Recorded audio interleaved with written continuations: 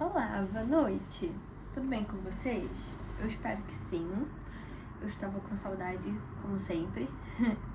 Eu fiquei doente, ainda estou com uma dorzinha, pra falar a verdade, aqui em my face. Mas eu queria muito vir aqui, estava com saudades. Mas como vocês sabem, época de provas e tudo, enfim, é sempre um processo pra mim. E eu confesso que estou dando o meu melhor em muita coisa. Então acaba que o meu melhor nesse momento é o que eu tô fazendo aqui. Então espero que vocês aceitem esse melhor. E é isso. Eu queria primeiro saber que você está bem. Se você não está bem, como é que tem sido os seus dias. Acho que é uma troca interessante. Eu gostar de ouvir vocês, assim, sabe? Só conhecer vocês também. E nessa de conhecer vocês, eu também achei que seria interessante talvez vocês me conhecerem. Eu comentei isso num outro vídeo, e aí eu fiquei pensando, nossa, eu vou tentar. E aí o João comentou no vídeo falando que ele tinha pensado sobre isso também, então eu falei assim, nossa, eu vou fazer. Vou fazer, sabe? Me perdoa, João, eu não consegui assistir ainda nada, porque a minha vida tava, assim, muita coisa, então eu não consegui fazer nada. Fiz nada. Né? Fiz muita coisa, mas não fiz nada, assim. Não assisti nada. Pausa pra tosse. Mas enfim, então eu pensei assim, mas não pensei muito. Então eu vou falar meio que intuitivamente, assim, aquilo que eu acho que talvez seja interessante vocês saberem, porque eu não sei o quanto isso vai agregar. Então eu acho que talvez coisas que, não sei, sejam interessantes. Eu sigo uma fé cristã, acho que isso talvez seja interessante pra trazer aqui o contexto de algumas ideias que eu trago. Eu acho que já era meio óbvio, mas caso não seja, estamos aqui. Mas eu conheço muitas religiões, gostei sempre de estudar muito sobre religião, adoro estudar sobre ideias e dogmas de religiosidades e acho muito interessante as religiões japonesas, a filosofia japonesa assim, é muito interessante. Adoro ler, amo. Gosto de falar, adoro falar. Eu treino. E eu faço dança, eu amo fazer dança, amo treinar, adoro movimentar meu corpo, é o que tem me ajudado a não ficar maluca. Eu moro fora do Brasil, já vai fazer 5 anos. Eu tenho 24 anos, algumas pessoas já acharam que eu era mais nova. Eu não sei o quanto eu gosto disso, pra falar a verdade, ou não, agradeço em parte, mas ao mesmo tempo eu gosto de parecer que eu tenho a idade que eu tenho. Eu namoro e ele é um querido. Ai, sou muito bobinha. Eu sou muito romântica, pra falar a verdade. Muito. Adoro cantar. Eu amo cantar. Amo. Eu fui criada pela minha mãe. E ela é incrível, maravilhosa. Eu tenho sobrinhos e eles são incríveis e maravilhosos. Eu não bebo, não sei mais o que falar. Eu gosto muito de assistir animes, não sei. Eu faço biomédicas. Por algum motivo, algumas pessoas acham que eu faço alguma coisa meio humana, sabe? Por algum motivo, eu sou uma pessoa muito humana, realmente. Mas eu faço biomédicas.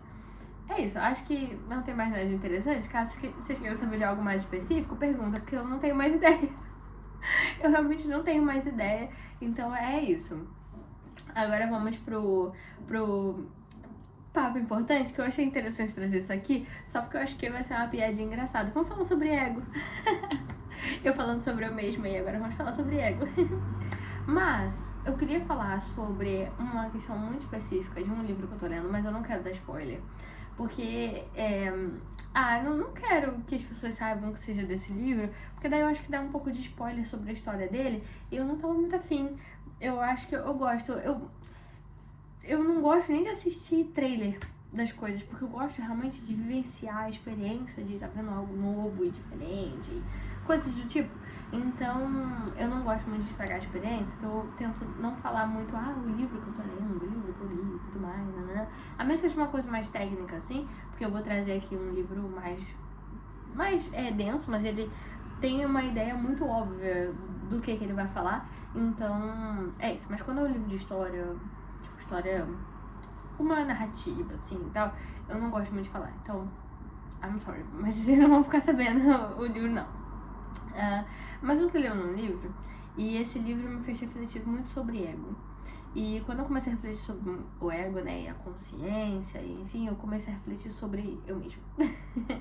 E sobre o meu ego. E até o momento da vida que eu estou, e o momento da vida que eu sempre estive. Pra vocês saberem mais um fato sobre mim, já que esse é um vídeo sobre ego, eu estudo muito, muito. E eu estudo muito desde os meus 14 anos, basicamente, assim. Foi quando eu decidi que eu iria estudar pra ter uma vida melhor, iria me esforçar e tudo mais, né? Eu sempre fui muito boa a estudar. E eu acho que essa é uma das questões também. Eu sempre soube que eu era muito boa, e eu era vista como muito boa. Mas eu realmente foquei muito no estudo desde essa época até hoje. E eu percebo que muitas vezes a minha dificuldade é relaxar, respirar. Sou uma pessoa que é muito difícil pra mim sair dessa minha rotina muito planejadinha. Assim, não me entendo mal, acho que rotina é uma... Acho não, tenho certeza, a rotina é uma coisa muito importante. Eu funciono com rotina. Mas eu tenho uma rotina muito extensa de estudo, muito extensa, e eu me cobro muito. Eu comecei a pensar sobre o ego. E aí eu refleti sobre isso. Eu sou, na verdade, eu sou o contrário do tipo de pessoa que eu vou falar aqui. Mas eu me peguei em um momento vivenciando isso, mas eu tenho amigos que são mais assim. São pessoas que são muito anestesiadas. E eu comecei a perceber como o ego faz isso.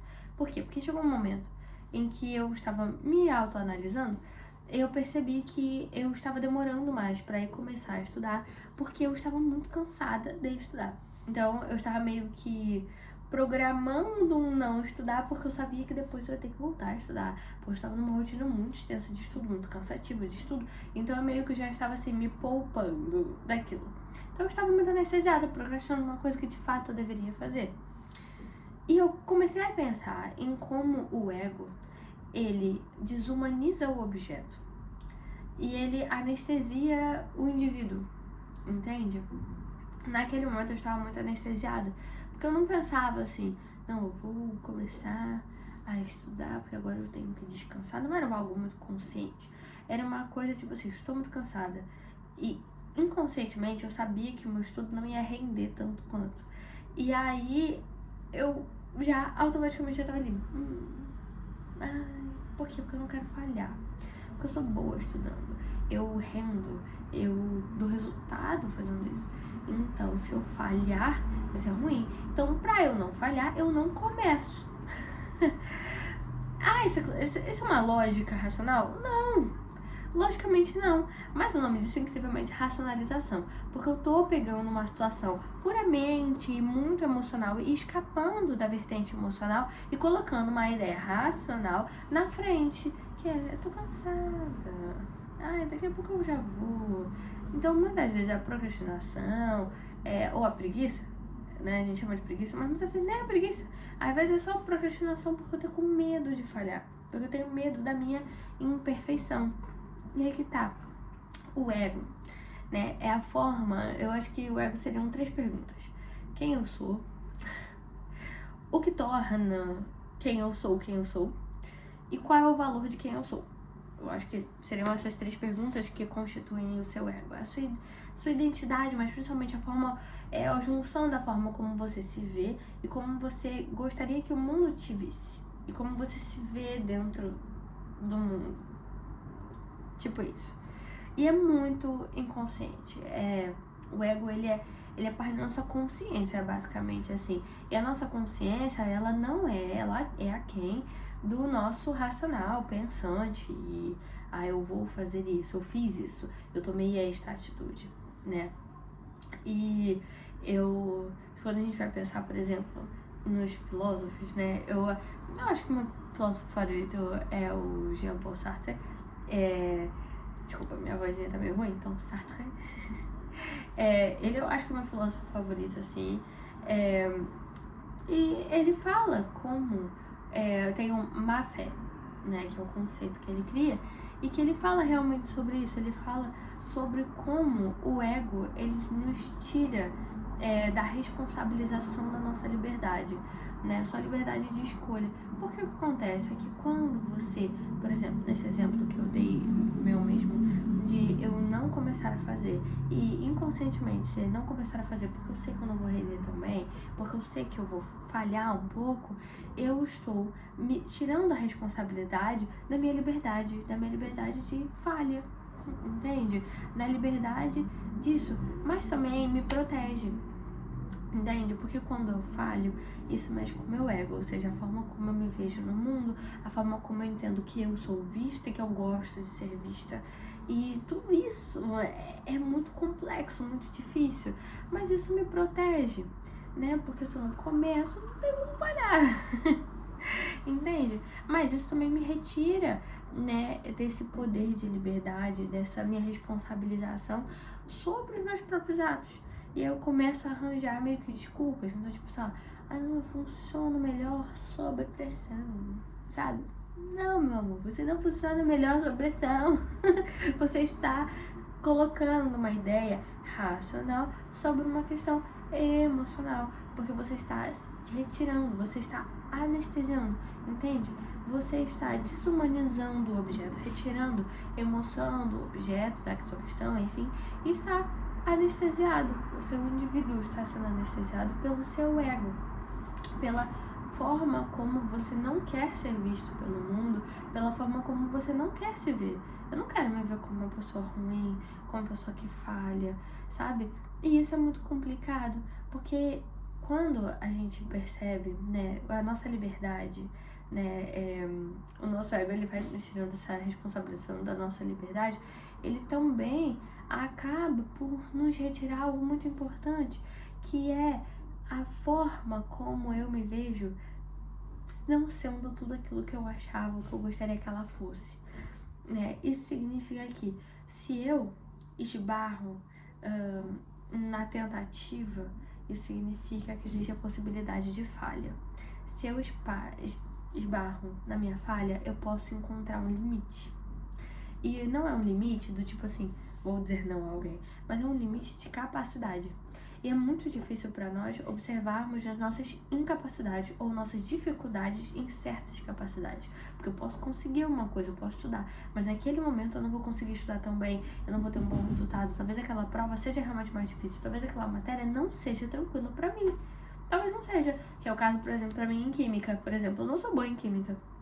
E até eu admitir isso foi muito difícil. Mas, por exemplo, em matemática, eu sou boa em matemática. E até eu descobrir isso foi muito complexo, porque eu tinha tanto medo de ser ruim em matemática, tanto medo de ter notas ruins, de ter coisas ruins, que eu preferia não estudar. Porque daí eu não consegui tirar uma nota boa porque eu não estudei. Não é porque eu não sou boa nisso, entende? E fica aquela coisa, porque daí eu preciso passar pelo difícil processo. E eu acho que esse é um dos motivos da faculdade ser uma coisa muito desafiante para muita gente, para todo mundo, que é o fato de que é um ambiente que constantemente você dá de cara com seus limites, no sentido de que você está lá para aprender.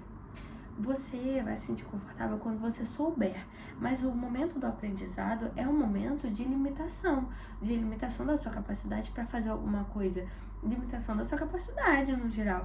Então você se vê menos daquilo como você gostaria de se ver. Entende? É complicado.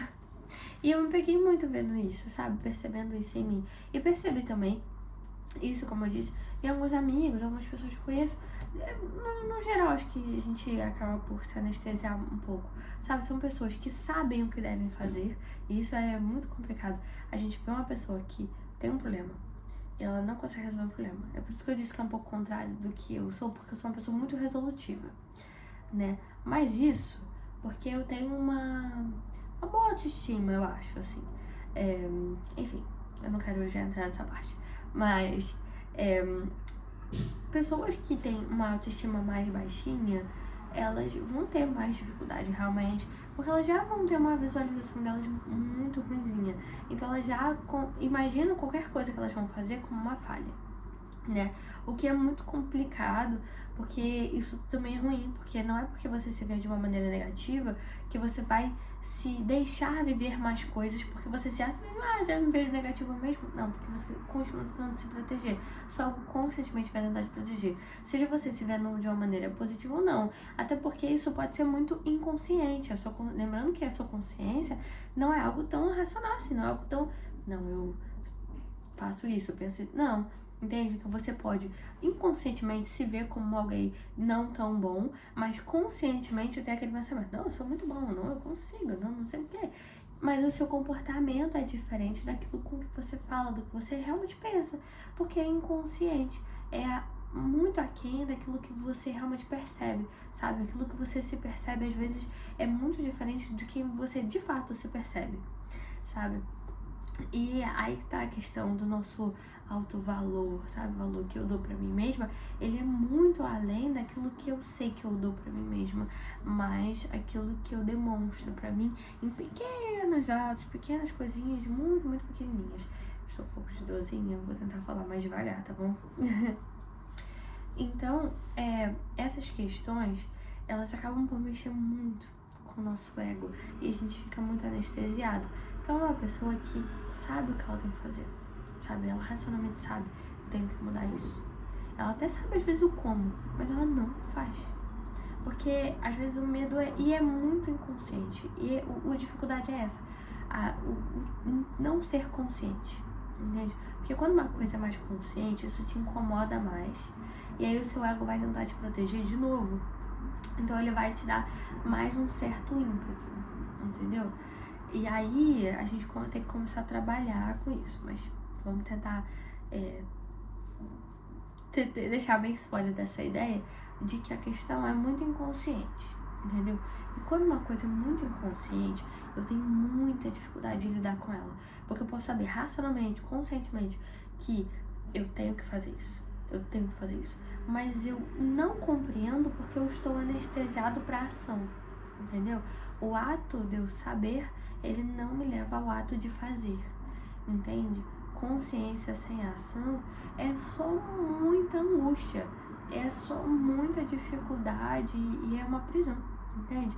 A consciência extrema, ela se torna uma prisão, entende? É melhor alguém te colocar pra se vingar de você, digamos assim, seria melhor alguém nessa situação te colocar pra viver suas próprias prisões da sua própria consciência do que uma prisão física, por exemplo, porque isso vai te aprisionar, te acorrenta, te dificulta, te faz viver ciclos e ciclos em que você se vê numa situação ruim, a sua visualização sobre si mesmo fica cada vez mais baixinha, sua autoestima mais baixinha e você não sai da situação, porque você não torna a questão consciente. Pronto. Então, aí agora eu queria entrar um pouquinho na questão da autoestima, que é da questão de como a gente pode trabalhar com isso, que foi como eu comecei a pensar. E, pelo menos na minha situação, se é a situação que passa por você também, eu comecei a lembrar sobre um livro que eu li, que é de um carinha, que eu não sei pronunciar o nome dele direito, tá bom? Que é Byung-Chul Han, acho que é isso, que é o The Burnout Society. Esse é o livro, e é o que eu falei no início, que era um livro que era muito óbvio sobre o que ele falava, que ele fala que nós saímos de uma sociedade de repressão e fomos para uma sociedade de produção. Ou seja, hoje em dia nós não temos mais a ideia de nós temos que obedecer, mas nós temos que performar. Isso é complicado. Por quê? Porque eu comecei a pensar sobre por que nós performamos, não é? E eu comecei a pensar sobre na minha própria infância, sobre o quanto eu performo hoje em dia ser uma pessoa que estuda, que tira notas boas, que faz isso, que se cobra muito. Por quê? Porque eu compreendi, eu atrelei valor à dificuldade, a esforço. Então, talvez o princípio da coisa seja aí. Seja perceber que quem eu sou, a minha identidade, o meu valor não está atrelado ao meu esforço. E muito menos que uma coisa para ter valor tem que ter esforço. Uma coisa para ela ser útil tem que ter sido difícil, né? Porque a sociedade ela traz muito essa ideia de que uma coisa só teve mérito quando eu tive muito esforço pra conseguir. E é muito difícil tirar essa ideia da nossa cabeça, honestamente. Porque ela tá muito atrelada na gente, sabe? De, não, eu só... Não, porque eu não consegui... Uma coisa que eu penso muitas vezes, eu não consegui isso por sorte. Isso é difícil pra mim, de verdade, porque quando eu penso assim, nossa, eu consegui isso muito fácil. Então eu penso, foi por sorte. Eu não tive esforço nisso.